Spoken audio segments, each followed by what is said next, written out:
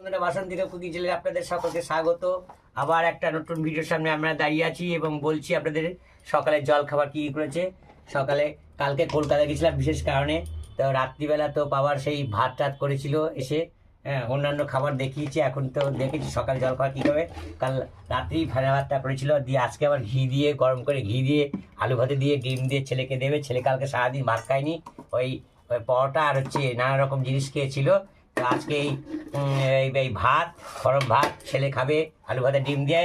আমার এই যে পাঁপড় ভাজা আছে, এই যে আর আমরা কেক খাবো, কেক নিয়েছিলাম কালকে, কেক খাবো।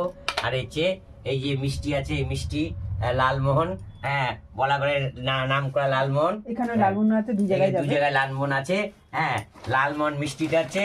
পশ্চিমবাংলা আছে মিষ্টির জন্মদাতা, বুঝলেন। পশ্চিমবাংলা আছে রসগোল্লা জন্ম দিয়েছে, রসগোল্লা তার পেটেন্ট পেয়েছে।